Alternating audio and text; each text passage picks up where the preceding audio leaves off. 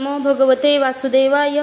तर आपण श्रीमद भागवत महापुराण पाहत आहोत आणि त्यातील हा आपला तृतीय स्कंदातील अध्याय 18व्या अध्यायामध्ये आपण हिरण्याक्षाबरोबर वराह भगवानांचे युद्ध पाहणार आहोत. तर मैत्रेय म्हणाले, हे विदुरा, वरुणांचे हे बोलणे ऐकून तो मदोन्मत्त दैत्य अत्यंत खुश झाला.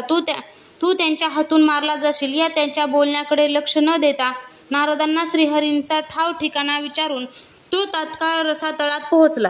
तेथे त्याने विश्वविजयी वराह भगवानांना आपल्या दाढेच्या टोकावर पृथ्वीला ठेवून वरच्या बाजूला जाताना पाहिले. ते आपल्या लाल भडक चमकदार डोळ्यांनी त्यांचे तेज हरण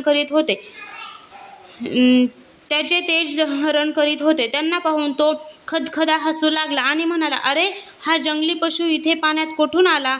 नंतर तो वराहांना म्हणाला, अरे मूर्खा, इकडे ये, या पृथ्वीला सोडून दे. विश्वविधात्या ब्रह्मदेवाने ही आम्हा रसातळावासियांच्या स्वाधीन केली आहे. अरे वराह रूपधारी सुराधमा, माझ्या देख तू हिला घेऊन सुख रूपपणे जाऊ शकणार नाहीस. तू मायेने लपून छपून दैत्यांना जिंकतोस आणि मारून टाकतोस. आपल्या शत्रूंनी आमचा नाश करण्यासाठीच तुला पाळले आहे काय? योगमाया हेच तुझे बळ आहे. तुझ्यात पुरुषार्थ थोडाच आहे. मूर्खा, आज तुला मनहिसा करून माझ्या बांधवांचा शोक मी दूर करीन.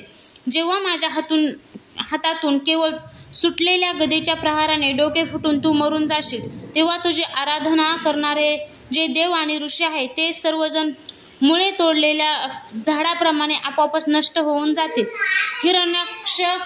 हिरण्याक्ष भगवंतांना कठोर पाषाणरूप बाणांनी टोचित होता, परंतु त्यांनी दातांच्या टोकावर स्थिर असलेली पृथ्वी भयभीत झालेली पाहून ते टोचणे सहन केले. आणि ज्याप्रमाणे मगरीचा तडाखा खाऊनही हत्ती पाण्याच्या बाहेर येतो, त्याप्रमाणे पृथ्वी घेऊन बाहेर आले.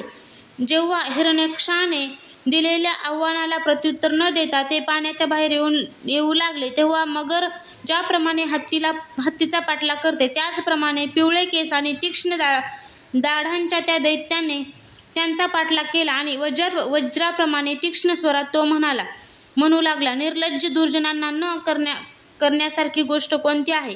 भगवंतांनी पृथ्वीला आणून पाण्याच्या वर व्यवहाराला योग्य ठिकाणी ठेवले आणि तीत आपली शक्ती स्थापन केली. त्यावेळी हिरण्याक्षाच्या समक्ष ब्रह्मदेवांनी त्याची स्तुती केली आणि देवतांनी पुष्पवृष्टी केली.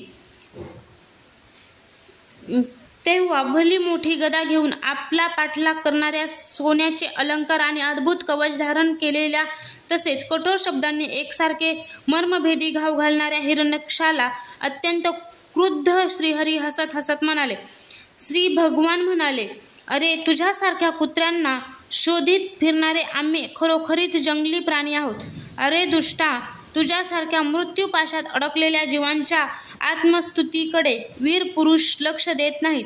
रसातळात राहणाऱ्यांची भूमी चोरून आणून आणि लाज सोडून तुझ्या गदेने भयभीत होऊन आम्ही येथे पळून आलो आहोत, हे बरोबर आहे. तुझ्यासारख्या अद्वितीय वीरासमोर युद्धासाठी उभे राहण्याचे सामर्थ्य आमच्यात कुठून असणार? परंतु आता तर आम्ही तुझ्या समोर कसे का असेना उभे आहोत. तुझ्यासारख्या बलवानांशी वैर करून आम्ही तरी कुठे जाऊ शकतो? तू पायदळ वीरांचा सेनापती आहेस. तेव्हा आता निशंकपणे कोणताही विचार न करता तात्काळ आम्हाला मारून आपल्या बांधवांचे अश्रू पुस. जो आपल्या प्रतिज्ञेचे पालन करीत नाही तो असभ्य होय. मैत्रेय म्हणाले, विदुरा, जेव्हा भगवंतांनी क्रोधाने त्या दैत्याचा अशा प्रकारे खूप उपहास आणि तिरस्कार केला, तेव्हा पकडून खेळ केल्या जाणाऱ्या सापाप्रमाणे तो क्रोधाने जळफळू लागला. तो खवळून उसासे टाकू लागला इत्यादी. त्याची इंद्रिय क्रोधाने क्षुब्ध झाली आणि त्या दैत्याने मोठ्या आवेशाने झेप घेऊन भगवंतांवर गदेने प्रहार केला. त्याप्रमाणे योगसिद्ध पुरुष मृत्यूच्या आक्रमणापासून आपला बचाव करतो. आधी त्याप्रमाणे भगवंतांनी आपल्या छातीवर केलेला त्या शत्रूच्या गदेचा प्रहार थोडेसे बाजूला होऊन चुकविला. नंतर जेव्हा क्रोधाने दात ओठ चावीत आपली गदा घेऊन तो वारंवार फिरू लागला, तेव्हा रागाने लाल होऊन श्रीहरी वेगाने त्याच्यावर धावून गेले. विदुरा, तेव्हा प्रभूंनी शत्रूच्या उजव्या भुवईवर गदेचा प्रहार केला, परंतु गदा युद्धात प्रवीण असणाऱ्या हिरण्यकशाने मध्येच तो आपल्या गदेवर झेलला. अशा प्रकारे श्रीहरी आणि हिरण्याक्ष दुसऱ्याला जिंकण्याच्या इच्छेने अत्यंत क्रुद्ध होऊन एकमेकावर आपल्या भारी गदांनी प्रहार करू लागले. त्यावेळी त्या दोघांमध्ये जिंकण्याची स्पर्धा लागली. दोघांचीही शरीरे गदांच्या धावांनी घायाळ झाली होती. त्या घावांतून वाहणाऱ्या रक्ताच्या वासाने दोघांचाही क्रोध वाढला होता आणि ते दोघेही वेगवेगळे पवित्रे घेत होते. एका गायीसाठी 2 बैल भांडतात, त्याप्रमाणे एका पृथ्वीसाठी त्या दोघांमध्ये एकमेकांना जिंकण्याच्या इच्छेने मोठे भयंकर युद्ध झाले. विदुरा, जेव्हा अशा प्रकारे हिरण्याक्ष आणि मायेने वराह रूप धारण करणारे भगवान यज्ञमूर्ती पृथ्वीसाठी एकमेकांशी वैर धरून युद्ध करू लागले, तेव्हा ते पाहण्यासाठी ब्रह्मदेव ऋषींसहित तेथे आले. हजारो ऋषींबरोबर असलेल्या ब्रह्मदेवांनी जेव्हा पाहिले की दैत्य मोठा शूर आहे, त्याच्यात भयाचे नाव नाही, तो तोंड देण्यास समर्थ आहे, त्याचा पराक्रम मोडून काढणे मोठे कठीण काम आहे, तेव्हा आदिसुखरूप नारायणांना ते म्हणाले. ब्रह्मदेव म्हणाले, देवा, माझ्याकडून वर मिळवून हा दुष्ट दैत्य मोठाच प्रबळ झाला आहे. यावेळी तो आपल्या चरणांना शरण आलेले देव, ब्राह्मण, गायी आणि अन्य निरापराध जीव यांना मोठी हानी पोहोचविणारा, दुःख देणारा आणि भयप्रद होऊ लागला आहे. याच्या तोडीचा कोणी योद्धा नाही, म्हणून हा महाशत्रू आपल्याशी बरोबरी करू शकणाऱ्या वीरांच्या शोधात सर्व लोकांमध्ये फिरत आहे. हा दुष्ट, मायावी, घमंडेखोर आणि निरंकुश आहे. एखादे लहान मूल ज्याप्रमाणे क्रुद्ध झालेल्या सापाशी खेळते, तसे आपण याच्याशी खेळू नका.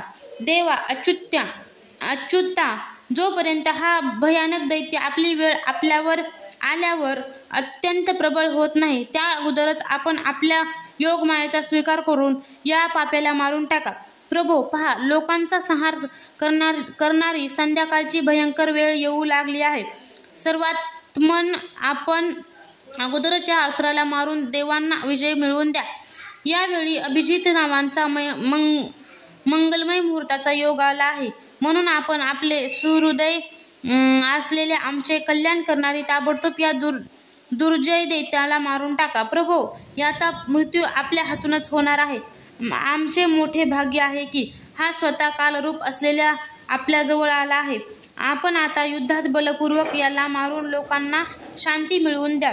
अध्याय 18 समाप्त.